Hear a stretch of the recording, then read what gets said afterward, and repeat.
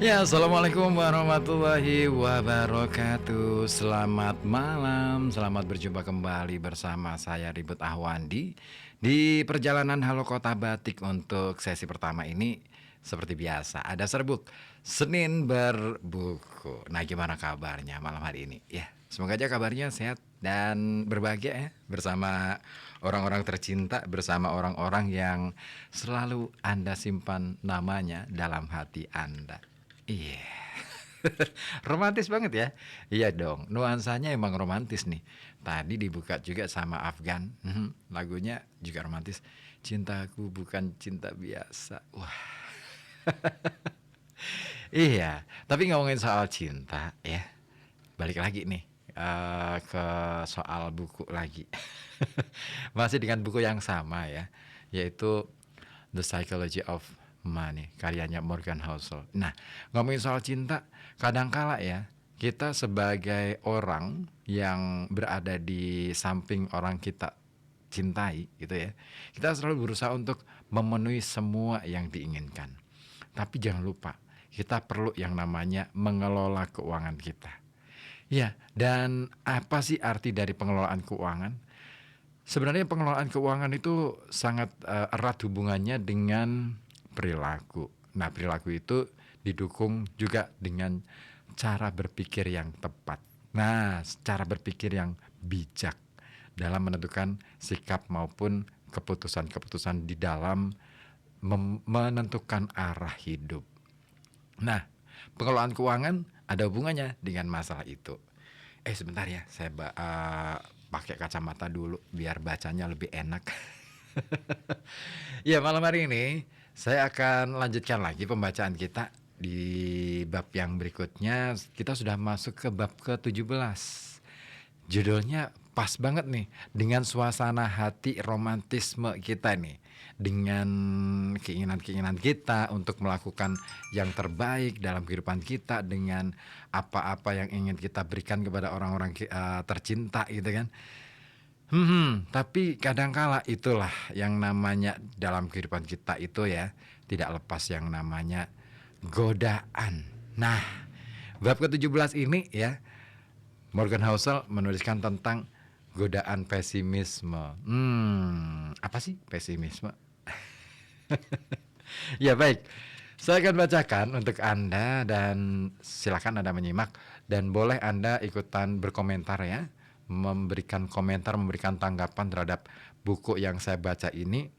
Anda bisa menyampaikannya melalui WhatsApp di 0855420912 atau juga melalui telepon di 0285424474. Baik, saya bacakan saja di bagian awal dari bab ini. Housel mengutip sebuah pernyataan dari seorang ahli sejarah, Deirdre McCloskey. Kutipannya begini: karena alasan yang saya tak pernah pahami, orang suka mendengar bahwa dunia akan hancur. Nah, itu kutipannya. Tapi apa nih maksud dari kutipan ini? Nah, kita akan masuk ke bagian buku ini ya. Optimisme adalah taruhan terbaik bagi kebanyakan orang karena dunia cenderung membaik bagi kebanyakan orang pada sebagian besar waktu. Namun, pesimisme punya tempat istimewa di dalam hati kita. Pesimisme bukan hanya lebih lazim daripada optimisme. Pesimisme juga kedengaran lebih cerdas. Pesimisme memukau secara intelektual dan diberi lebih banyak perhatian daripada optimisme yang sering dipandang tak peduli risiko. Nah, sebelum kita melanjutkan, kita harus mendefinisikan apa itu optimisme. Nah, orang optimis sejati ya tak percaya bahwa segalanya akan baik-baik saja. Itu lalai namanya. Optimisme adalah kepercayaan bahwa peluang hasil baik akan ada seiring waktu. Bahkan ketika dalam perjalanan ke sana akan ada halangan. Ya, gagasan sederhana bahwa sebagian besar orang bangun pagi dan mencoba membuat keadaan jadi lebih baik, bukan membuat masalah, adalah dasar optimisme.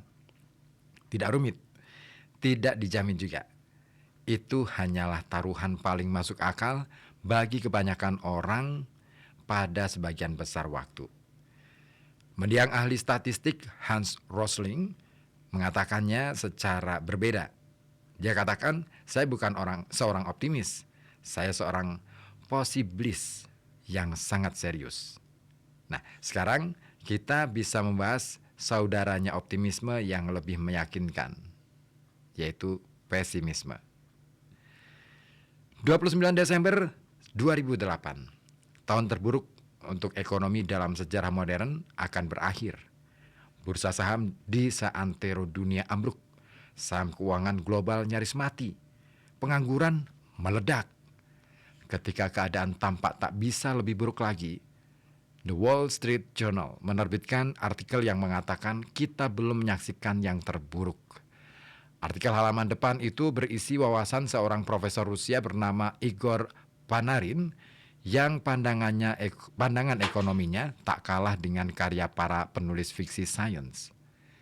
Jurnal menyampaikan, sekitar akhir Juni 2010 atau awal Juli, Panarin berkata Amerika Serikat akan pecah jadi 6 bagian. Alaska kembali ke Rusia.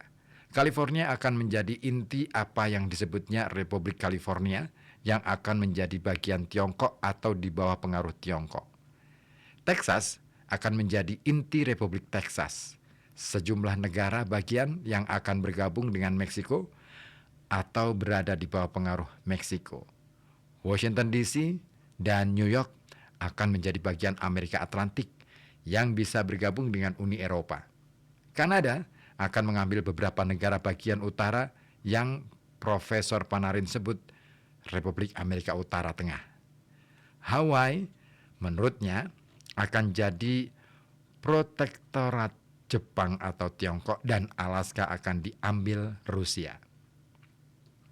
Itu bukan omongan tak jelas di blog Antah Berantah atau Buletin Teori Konspirasi. Artikelnya ada di halaman depan surat kabar finansial paling bergengsi di dunia. Boleh-boleh juga pesimis mengenai ekonomi. Meramalkan kiamat pun silakan. Sejarah penuh contoh negara yang bukan hanya mengalami resesi, melainkan disintegrasi. Yang menarik di cerita tipe Panarin adalah bahwa kebalikannya, perakiraan optimisme berlebihan jarang dianggap seserius ramalan kiamat. Ambil contoh Jepang pada akhir tahun 1940-an. Karena kalah Perang Dunia Kedua, Jepang hancur di segala bidang, ekonomi, industri, budaya, sosial.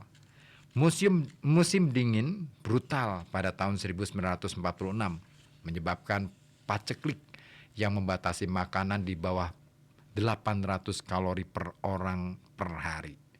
Nah, bayangkan jika seorang akademikus Jepang menulis artikel di koran pada masa itu sebagai berikut. Berbesar hatilah saudara-saudara, dalam masa hidup kita, ekonomi kita akan tumbuh sampai hampir 15 kali ukurannya sebelum perang. Harapan hidup kita akan hampir berlipat ganda. Bursa saham kita akan memberi hasil yang belum pernah ada di negara manapun.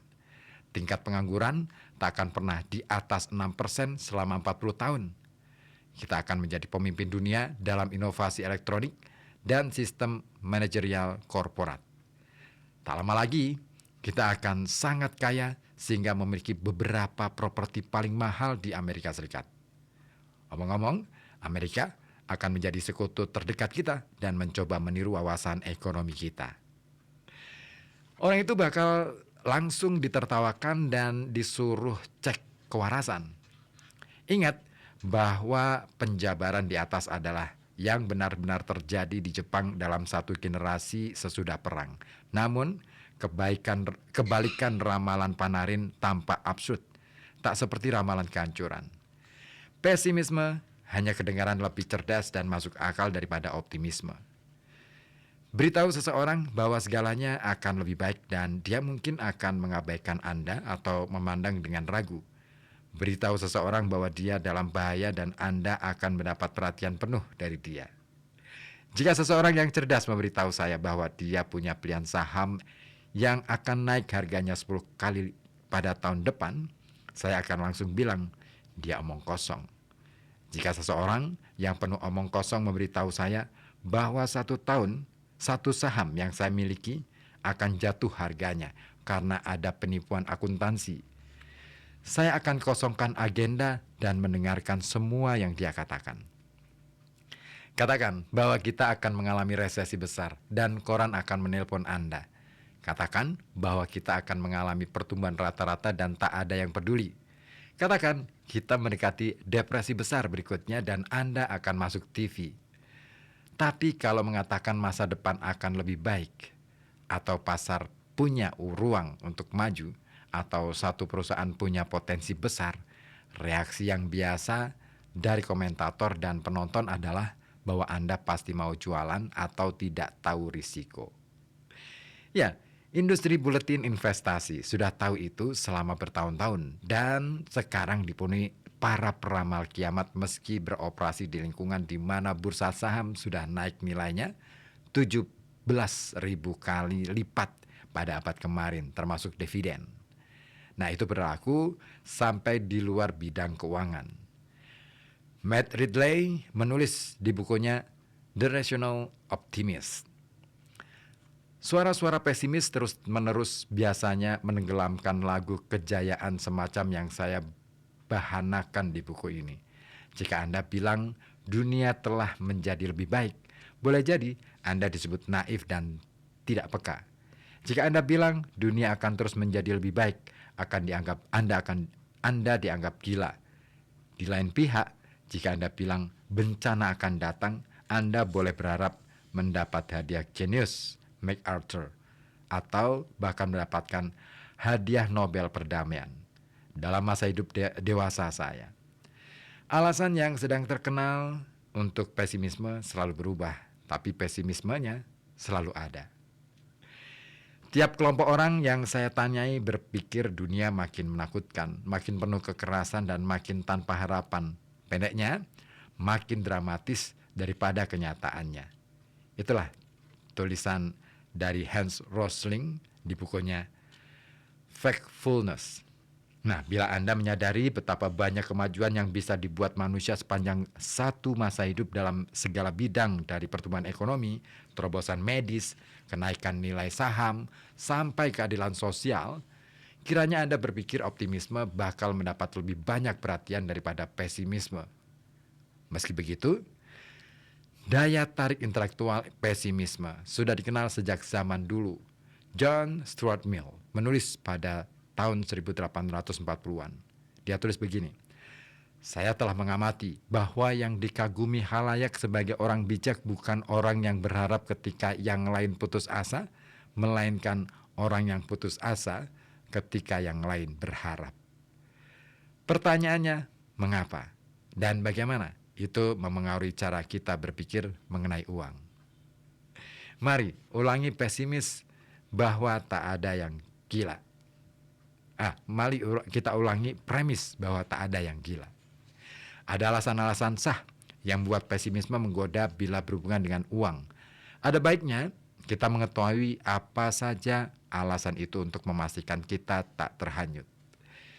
Sebagiannya naluriah dan tidak bisa dihindarkan. Kahneman berkata bahwa rasa tidak suka rugi yang besar adalah perisai evolusioner, dan tulisnya, ketika dibandingkan langsung satu sama lain, rugi lebih terasa berat daripada untung. Asimetri antara kekuatan, harapan atau pengalaman positif dan negatif punya riwayat evolusioner. Makhluk hidup yang menganggap ancaman lebih penting daripada kesempatan berpeluang lebih baik untuk bertahan hidup dan berkembang biak. Namun beberapa hal lain membuat pesimisme finansial gampang lazim dan lebih meyakinkan daripada optimisme. 1.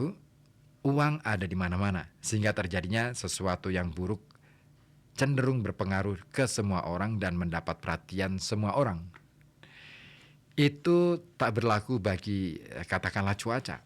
Angin ribut yang melanda Florida tidak menjadi risiko bagi 92% warga Amerika. Namun resesi yang menggebuk ekonomi dapat memengaruhi semua orang termasuk Anda. Jadi perhatikan. Nah, Itu berlaku bagi sesuatu yang spesifik bursa saham. Separuh lebih dari semua rumah tangga Amerika memiliki saham secara langsung. Yang tidak punya pun mengamati gejolak bursa saham yang begitu heboh di media. Sehingga Dow Jones Industrial Average mungkin adalah barometer ekonomi yang paling banyak diperhatikan rumah tangga yang tak memiliki saham. Saham naik 1% bisa disebutkan sebentar di berita malam. Namun penurunan 1% akan dilaporkan dalam tulisan dengan huruf besar tebal yang biasanya berwarna merah darah. Asimetrinya sukar dihindari. Dan sementara hanya sedikit yang bertanya atau mencoba menjelaskan mengapa indeks bursa saham naik, bukankah memang harus naik? Hampir selalu ada upaya untuk menjelaskan mengapa turun. Apa investor khawatir mengenai pertumbuhan ekonomi? Apa Fed bikin kacau lagi? Apa politikus membuat keputusan buruk? Ada hal buruk yang akan terjadi. Narasi mengenai mengapa penurunan terjadi membuatnya mudah dibicarakan, dikhawatirkan, dan dibuatkan cerita mengenai apa yang menurut Anda akan terjadi berikutnya. Biasanya makin banyak hal buruk yang sama. Kalaupun Anda tak memiliki saham, hal-hal seperti itu akan merebut perhatian Anda. Hanya 2,5% orang Amerika yang memiliki saham sebelum kejatuhan besar tahun 1929 yang memicu depresi besar. Namun, sebagian besar orang Amerika, kalau bukan dunia, menyaksikan dengan takjub selagi pasar ambruk, bertanya-tanya apa artinya bagi nasib mereka sendiri. Itu berlaku baik Anda pengacara, petani, maupun montir mobil. Ahli sejarah Eric Rockway menulis, kejatuhan nilai itu secara langsung hanya menyentuh sedikit orang Amerika. Namun, karena yang lain mengamati pasar sangat cermat dan menganggapnya sebagai penanda nasib, mereka tiba-tiba menghentikan banyak kegiatan ekonomi. Seperti ditulis ahli ekonomi Joseph Schumpeter belakangan, orang merasa tanah di bawah kakinya ambruk. Ada dua topik yang memengaruhi kehidupan Anda, baik Anda tertarik kepadanya atau tidak, uang dan kesehatan. Sementara itu, isu kesehatan cenderung individual, isu uang lebih sistemik. Di sistem yang saling berhubungan, di mana keputusan satu orang bisa memengaruhi semua orang lain, bisa dimengerti mengapa risiko finansial disoroti dan mendapatkan perhatian lebih banyak terutama daripada berbagai topik lain. Yang lain adalah bahwa para pesimis sering mengekstrapolasi tren sekarang tanpa mempertimbangkan bagaimana pasar beradaptasi. Pada tahun 2008, aktivis lingkungan hidup Lester Brown menulis, tahun 2030, Tiongkok bakal perlu 98 juta barel minyak per hari. Dunia kini memproduksi 85 juta barel per hari. Dan boleh jadi tak akan pernah memproduksi lebih banyak lagi. Habislah cadangan minyak dunia. Dia benar. Dunia bakal kehabisan minyak dalam skenario itu. Namun, bukan begitu cara kerja pasar.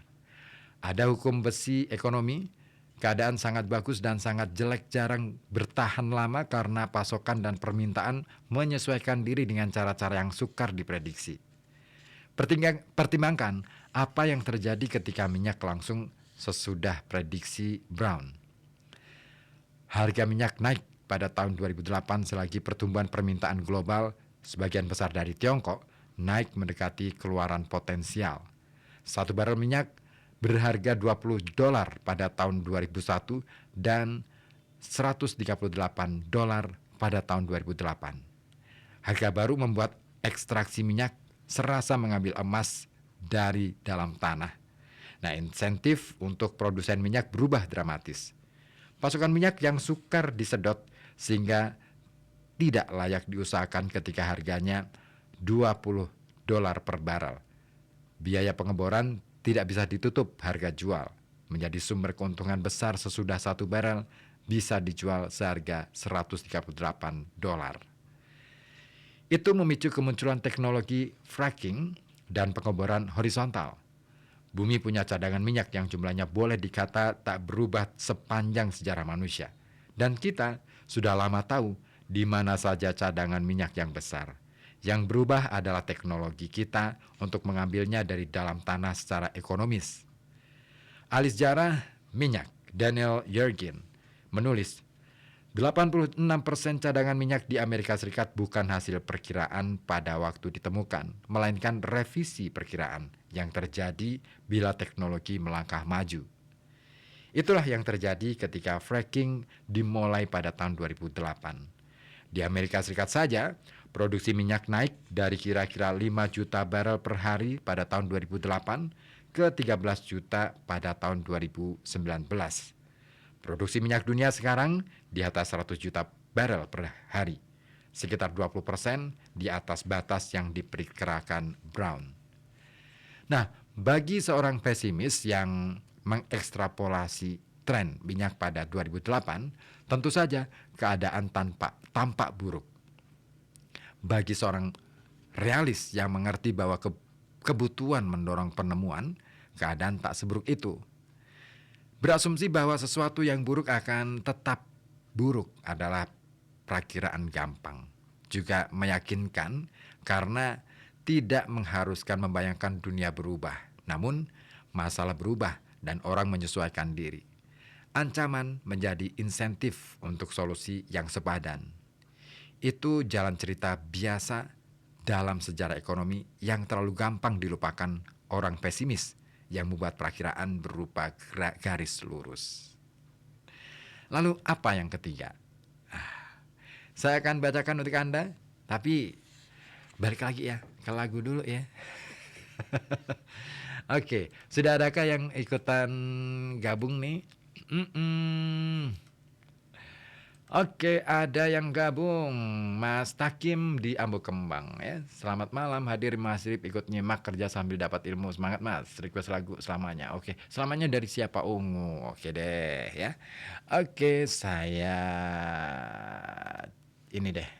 Saya hadirkan lagi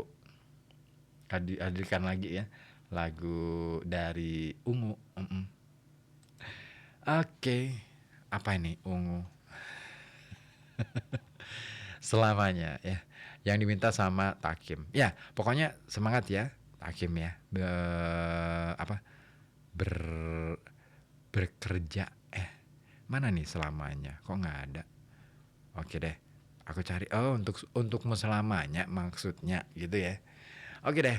Saya hadirkan untuk Anda dan ditunggu juga yang lainnya yang mau gabung boleh lewat 0285424474 ataupun melalui WhatsApp di 0855420912. Senin Berbuku masih akan hadir sampai pukul 9 malam.